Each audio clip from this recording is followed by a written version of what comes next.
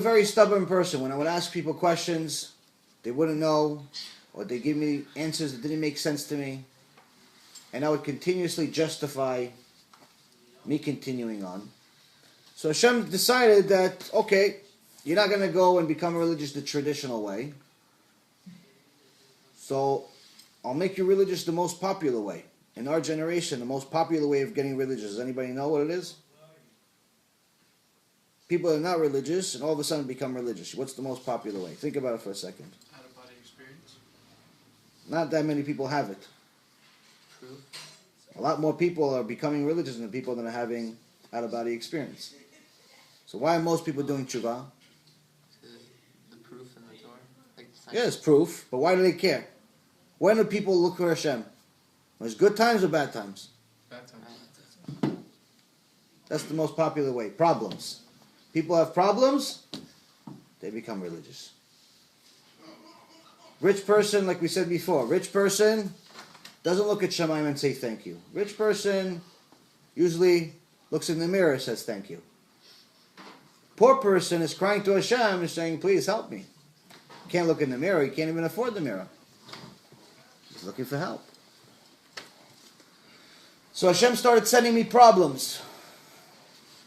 Young millionaire starts getting problems. All of a sudden, everything that I used to touch used to turn to gold. Now everything that I touch is turning into ashes. All the deals that seemed like they were the best deals in the world start going bad. Problems. I'm still not listening. I'm still not changing. More problems. More money lost. Friends turn to enemies. I'm still not listening. I'm still not looking up. Which reminds me of a story, a famous story, happened about 20 years ago or so, in Tel Aviv. There was a guy that made about $3 million, which at the time in Israel is considered a lot of money.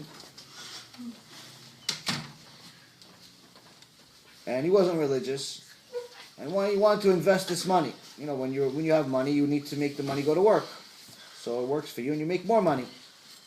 Just as the Gemara says, you give someone 100, he wants 200. You give him 200, he wants 400. It never ends, which means that the desire of the rich is much higher than the desire of the poor. Meaning the guy that's poor, the guy doesn't have that much. Middle class guy, makes $50,000, $60,000 a year. All he really wants is $50,000, $60,000. He has what he has, that's it. The guy that has 10 million, for him it's not going to be enough until he gets another 10 million. Which means that he feels, technically, it doesn't make sense, but it is a real way, he actually feels poorer than the guy that has 50,000. Because he needs more. So the guy invests he's looking for an investment of $3 million, and he goes into this real estate office, and they tell him, listen, we're building these 2 big towers, and if you want, with $3 million, you can buy the 17th floor. He looks at the project, goes, no, not for me. I need something else, more and more interesting. Calls around. One day he gets in touch with an old friend of his from school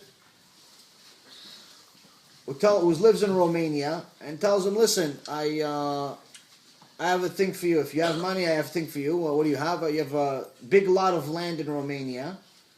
And it costs just about $3 million, and I promise you the government's going to buy it. I have a feeling the government's going to buy it. They're going to pay you a lot of money for it.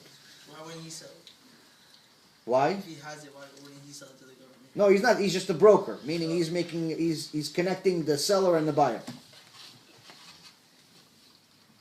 So the guy agrees. He invests all of his liquid money into this land. And he's expecting that the government is going to buy the land from him any day now. 1 month passes, 2 months pass, 3 months, 4 months, 5 months, a year and a half, nothing happens. Now he doesn't have a business anymore like he used to have. He sold everything, which means the money's not coming in anymore. But the bills are still just as high. He starts borrowing money from people, saying that, listen, eventually I'm going to sell this land, I'm going to pay you back. But more time passes, and he hasn't sold the land, and the broker is not answering the phone anymore. This is a problem. He gets a letter in the mail from the IRS in Israel. It says that we've double-checked your taxes and confirmed that you owe $17,000. And in Israel, it's different than America. In America, if you don't pay your taxes, they just send you more letters. And you don't pay your taxes, and they send you more letters. And, eventually, if you continue to ignore them, you can get in trouble. But it takes a while. And even after you get in trouble, you get a lawyer. If you have enough money, you get away with it. IRS in America is strong, but, if you're smart, you don't mess with them. But nonetheless, they're civil. In Israel, it's very different. In Israel, if you owe money to the government, they come to your house and they take your stuff. They come to your house and they start taking your television and your carpet and your furniture. And this happens every day. Miraculous. They just come and they take your stuff. If you don't pay your water bill, they come and they take stuff that's worth as much as the water bill is. It doesn't matter that they evaluate themselves. So the water bill may be, let's say, $500. They're going to take $5,000 worth of stuff. Because they say, no, maybe you overpaid. It's $500. You just start taking your stuff. Unless you come up with the money, you're not getting your stuff back. It's very different IRS over there. So this guy, when he got this letter for $17,000, he got pretty scared. So what do you do when you're scared and you need money? You go to borrow money. But none of the people that he knows are going to lend him any more money because he already borrowed from them. He can't pay them back. He wasn't getting rent from the property? No, it was just land. Oh, just land. It was just land that he was going to sell it to the government. And eventually, they're going to build on it. And the broker now is not even answering the calls.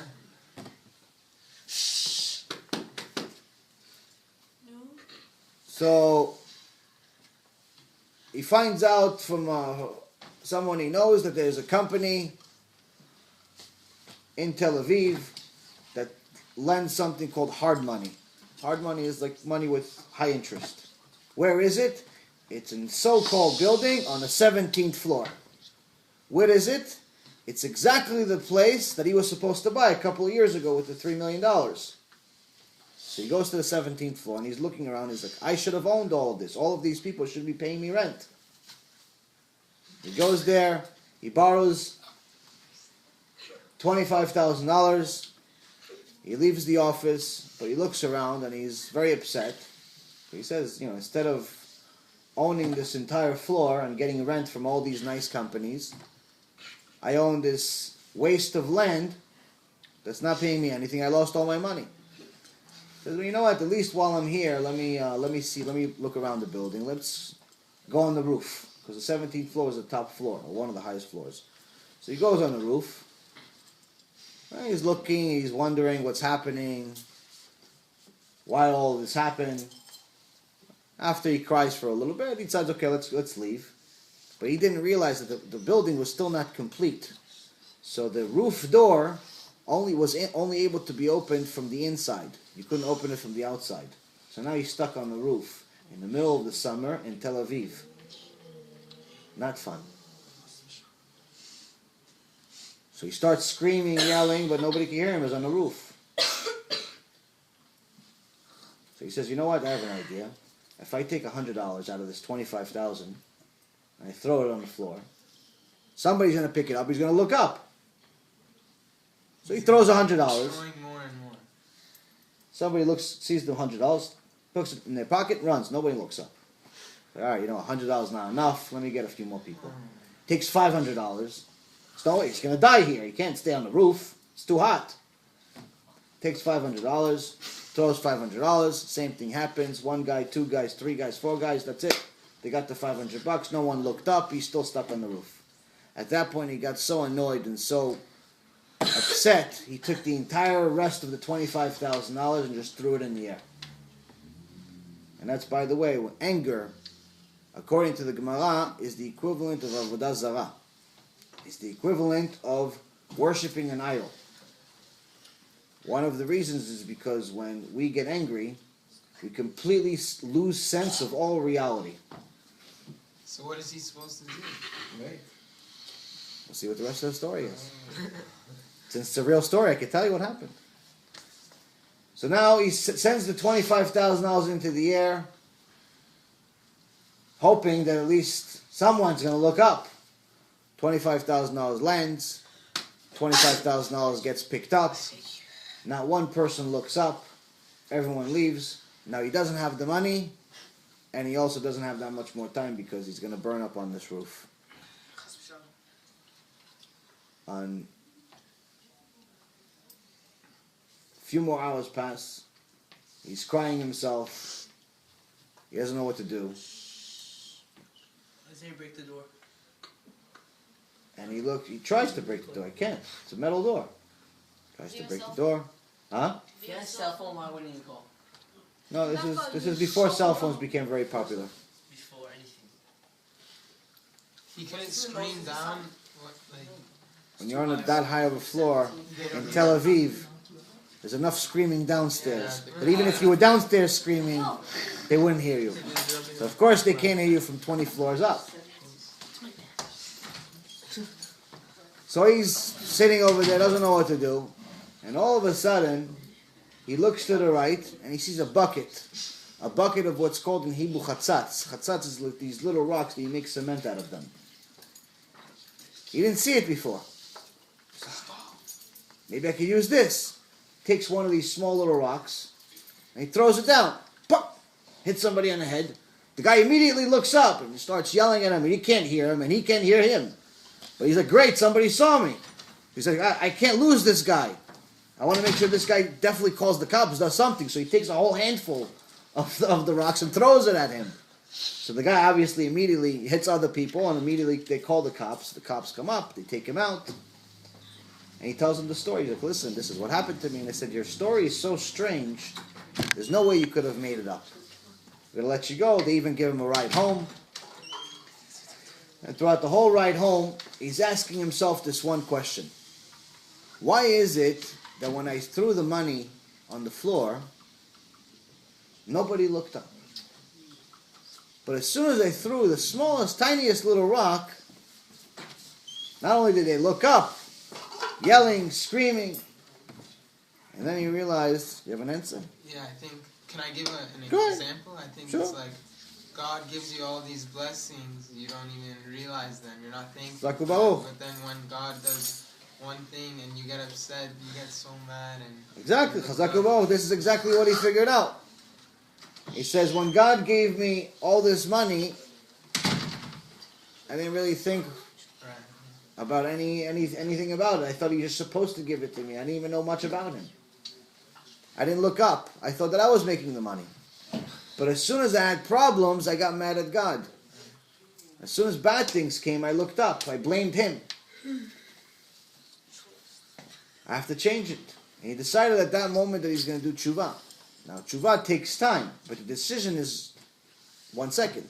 It takes time to learn what you need to do, how to do it, who to call, where to go. All these things take time, and even to get to a point where you can even do it, takes time to build yourself up. To learn, Torah takes time, but requires work every day. But the decision to go in the right path, the second.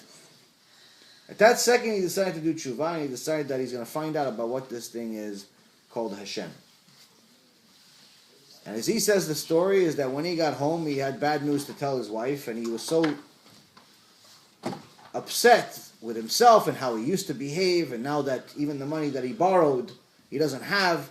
The IRS of Israel is going to come any day and take their stuff. They even took the laser. The green laser that they took that from him also. I used to be a kid too.